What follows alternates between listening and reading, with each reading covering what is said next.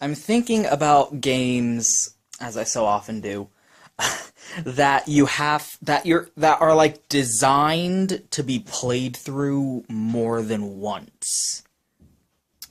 Because I'm playing near Tomato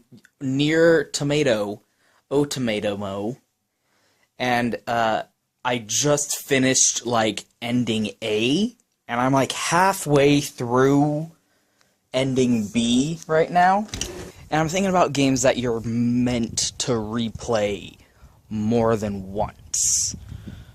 Because I saw a review of Near Tomato that someone just finished ending A, and then they were like, okay, I'm done with the game, and they wrote their review, and everyone's like, what the fuck's wrong with you? You didn't finish the game. And they're like, no, I got to the ending. I finished the game. Like, even the video I did on it, I made a joke where, like, okay, we hit credits, we're done, full playthrough. That kind of thing. Where it's like, what do you mean I didn't finish the game? It says I finished it. I'm not gonna play through and get, like, a different ending, because that's the perspective. He thinks, like, oh, if I had made a different choice, I would get, like, a different scene before the credits starts playing, because that's the conventional knowledge of what multiple endings in games is. But the way Yoko Taro games works, and if you don't know who Yoko Taro is, he's the guy who kind of like, he's the Hideo Kojima, like, what's the term, auteur? He's like the auteur guy behind Near Tomato. And a little background on him is like, he's this like quirky little Japanese man, as they so often are, who is, you can tell he has a lot of passion and respect for video games as a medium, but he's like constantly disappointed in video games as a medium too, because he's like, I wish they would do so much more than what they do.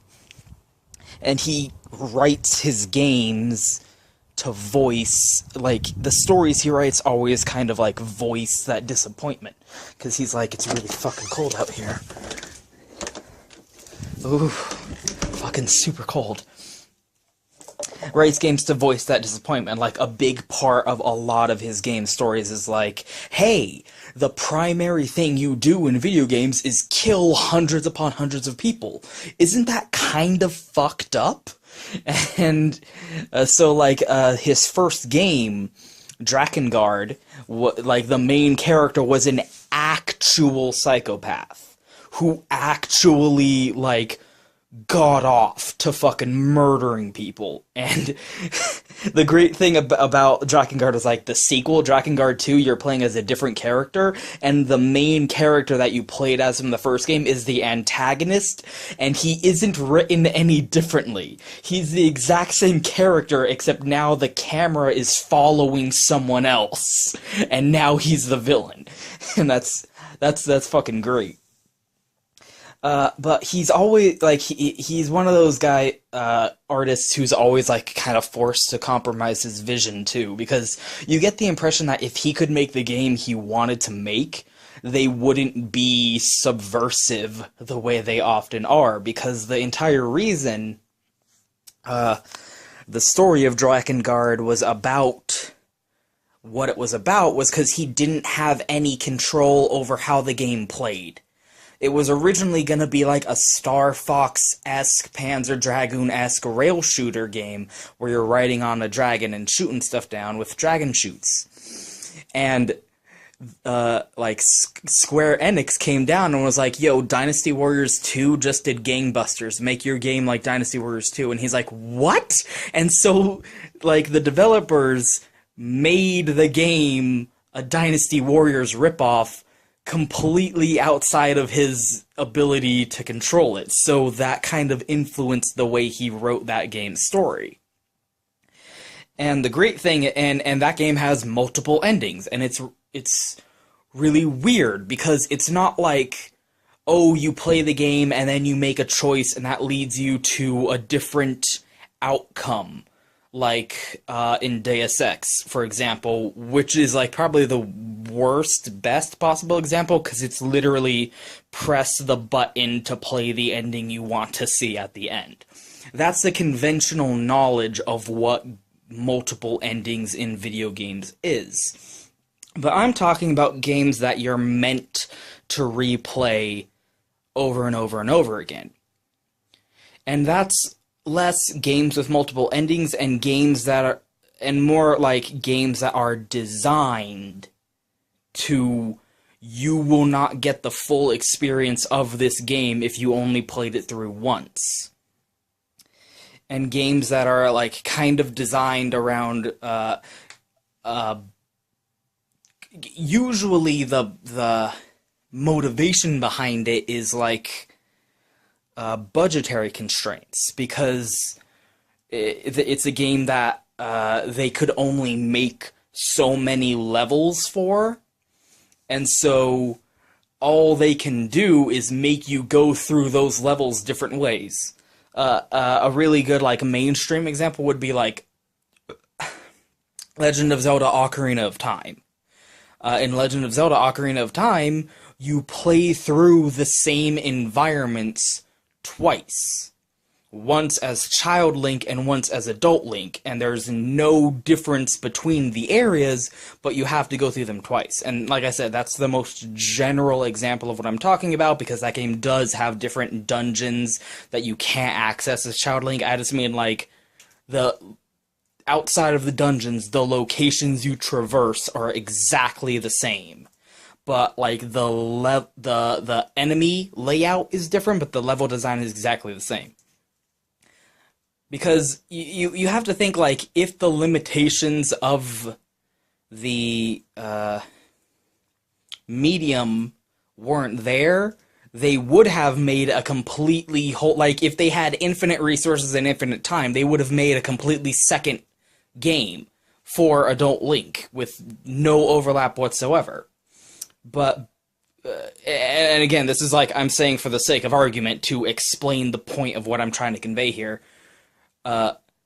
Because of the limitations of budget and time, they had to compromise and say, okay, we want the game to be this long, and, like, we want there to still have this content in there, just make them go through the same levels twice. Another good example is, like, Sonic Adventure, which has, like, 6 fucking different characters you can play as, all with vastly different gameplay, but only, like, 10 levels, and all of those characters just go through those levels. They're, like, Amy doesn't have her own special levels, she just goes through different variations of the exact same levels that Sonic and Tails go through. And same with what's his name? Omega? Not Omega. Omega's the fucking shadow bot. Anyway. Gamma. Gamma? Gamma. That's it. I think so. And obviously the catalyst for this is Nier, which I'm playing, which, spoilers, you gotta go through the whole game twice. But in this case, you're playing as a completely different character. During the first playthrough, you're playing as the chick that you saw in the video that you're playing as, and then in the second playthrough, you're playing as the sidekick boy, the little Shota boy, and that actually really blew. That's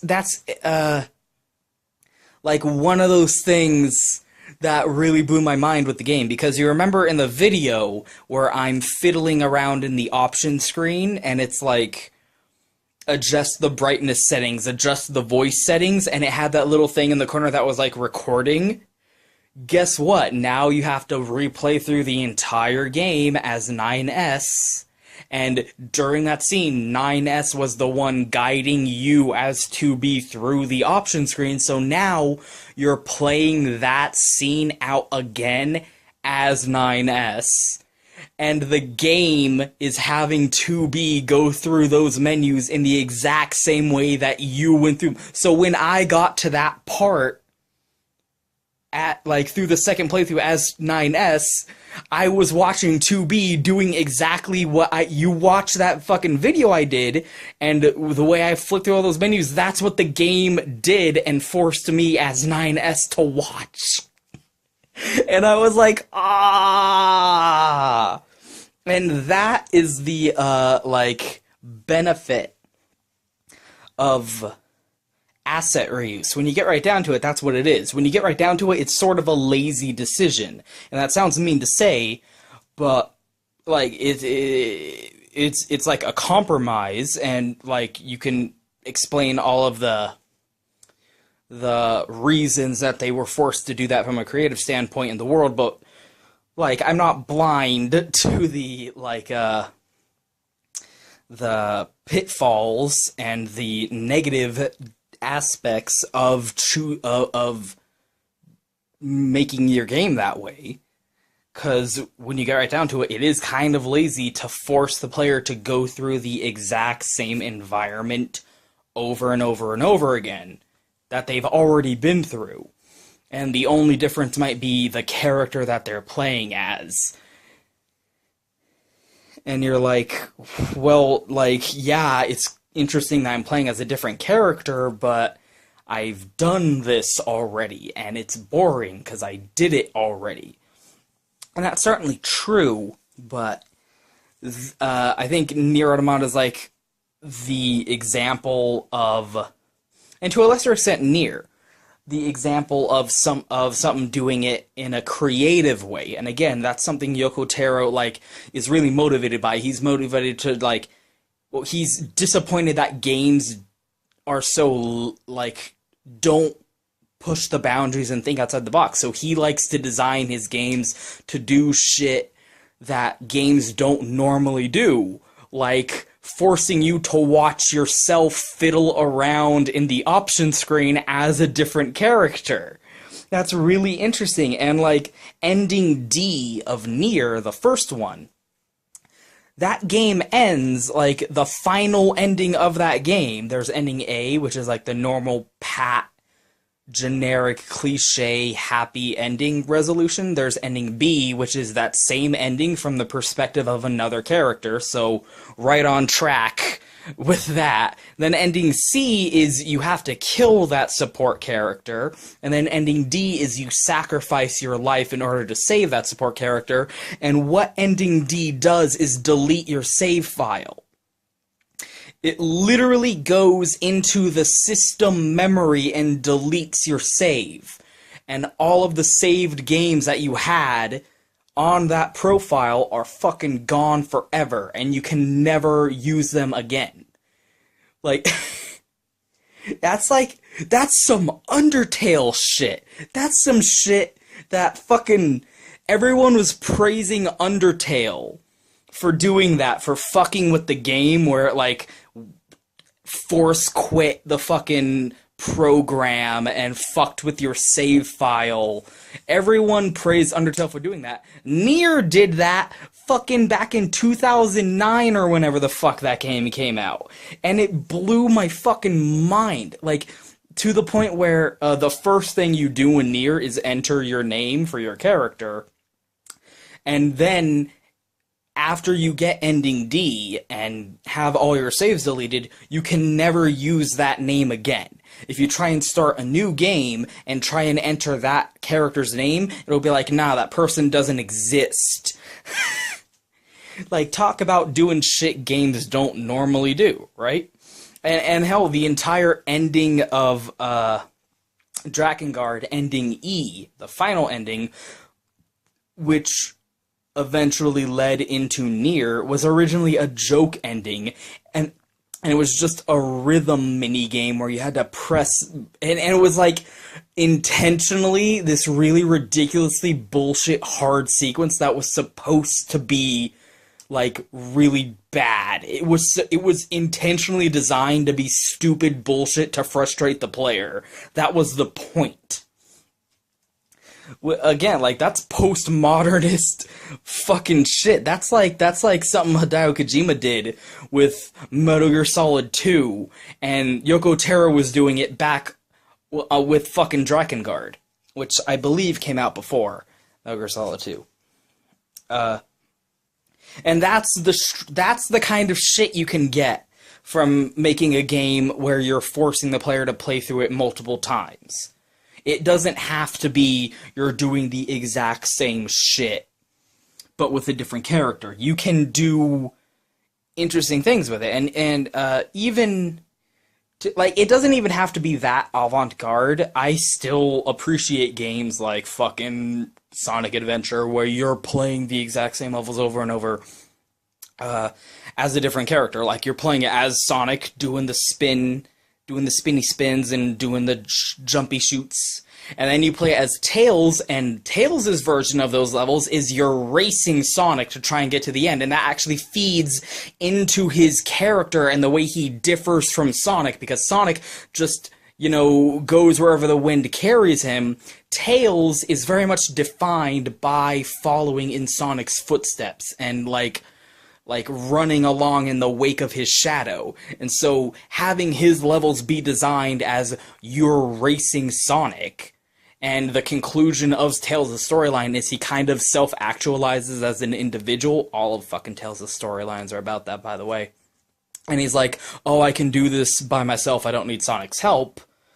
That actually feeds into his story. It's really simplistic, and it's nothing mind-blowing, but it's something that benefits the storytelling, and it's asset reuse. It's using the same level twice, but you're playing a different character, and it's doing something with the story.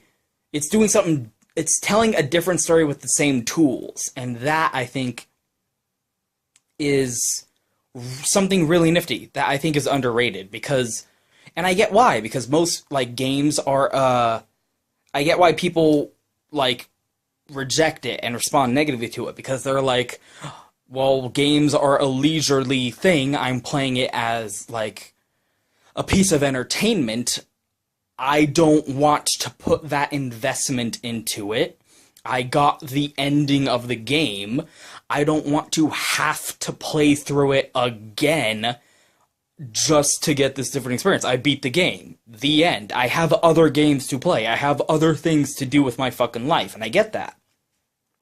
But that's just one of those ways that games can make themselves distinct and kind of like forge on, like Yoko Taro's kind of, it's kind of become his cliche, is all of his games have multiple endings and you play through them multiple times to get different stories.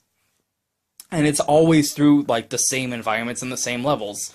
If you've played through, like, the only difference between ending A and ending B, and the first Nier is mercifully different in that it's like the halfway point. You're not playing the game from start to end. You're, like, there's a very distinct part 2 cutoff in Nier 1, and that's where you start your replay after you beat it the first time.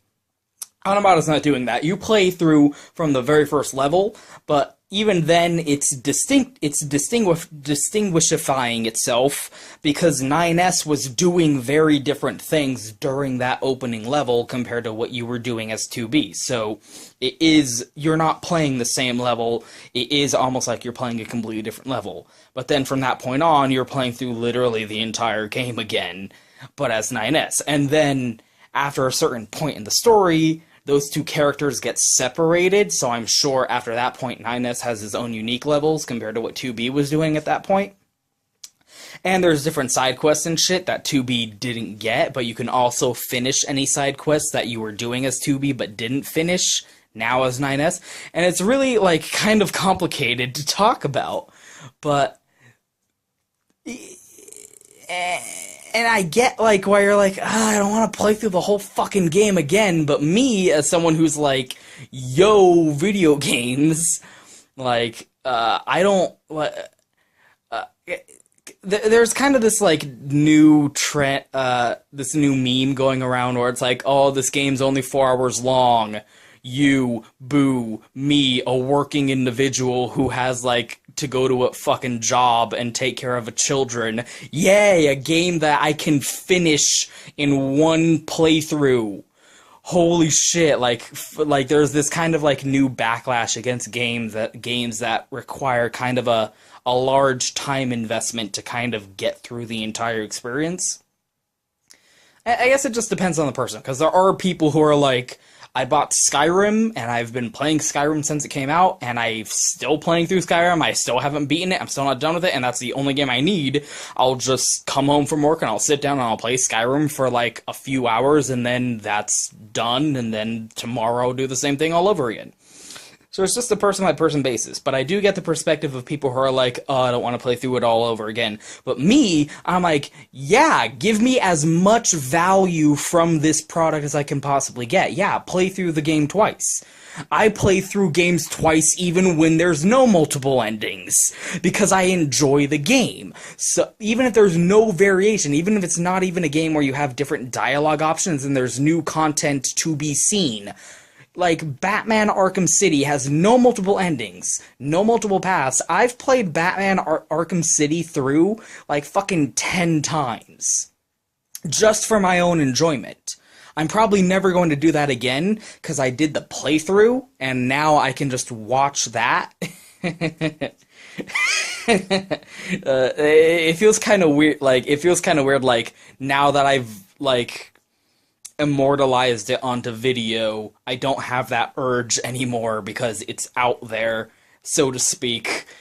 But like, that's the kind of person I am. I'll play through a game if I like it more than once, cause I like it. So if it's a game I like, which I like Nier Automata, and it's saying play through it all over again, but now as a new character, I'm like, fuck yeah, let's go, let's strap in. I'll pay for that ticket and I'll sit on that ride, even if it has a little loop-de-loop that makes me kind of scared sometimes. So it's, and again, that's the same even with games that aren't doing weird avant-garde stuff like Yoko Taro games do with his multiple endings, even if it's a game like fucking Resident Evil, where it's, the Spencer estate doesn't change depending on whether or not you're playing as Jill or Chris. It's the same location, although that's also kind of a bad comparison, because there are distinct gameplay differences between Jill and Chris, because Jill has the lockpick and Chris has to find shitty small keys, and they both have different size inventory. But, like, that's another example. That's a game where you are replaying it, but not because the game's telling you to. It's just, like, the content is there, and it's different, so by that very nature, you feel the need to play through it twice. But you might not. You might be someone who's like, nah, man, I played it through as Jill, I beat the game, the end. Also, that game does have multiple endings, depending on whether or not you saved your companion character or the alternate player character. There's endings where you escape the mansion with Jill, Chris, Barry / Rebecca. There's endings where you only escape with Jill and Barry. There's endings where you like, get the good ending and escape with Barry, but Barry dies during the final battle, so the very ending cutscene is just Jill in the helicopter. Like, that's what I'm talking about. Give me new content for replaying the game, because I'll replay games even if there's no new content. As long as it's a good game, the fact that you're asking me to play through it twice, if it's a good game, I invite that. And I just had to get that out there because I saw that shitty review that was like, nah, beat ending A, it sucks. Yeah, you didn't finish the fucking game, asshole. No shit, you think it sucks. Ending A's really boring, trite, happy ending. They're always like that. All of Yoko Taro's games have a weird, not weird, but like a boring, generic ending A, and then idiots who get the license handed off to them and don't understand the weirdness just to make an entirely new game based on that ending A, completely missing the point. That's what happened with Drakengard 2. Drakengard 1 had ending A, and it was dumb and weird and boring, and then some other team of assholes, and Yoko Taro had nothing to do with it, were given Drakengard the IP to make a sequel for some reason. It wasn't even like a good selling game, so I don't know what burning urge there was for a sequel there. And they just made a sequel to ending A, the shitty boring one, and kudos to them for like managing to do anything interesting with it at all. Like, the idea of bringing back the old protagonist as the villain. That's like that little, like, oh, there's a nugget. There's a little nugget of gold in this turd that I gotta sift through, and you know what? It might be worth it, because it's a gold. It's a gold nugget. I'll sift through some turd to bite into that gold, because that's, you know, I'm not very hygienic at the end of the day. But, oh, what the fuck was my... I don't even remember what my point was now. Ending A doesn't even really count. You didn't beat the game. Don't write your fucking review yet, you lazy, boring asshole.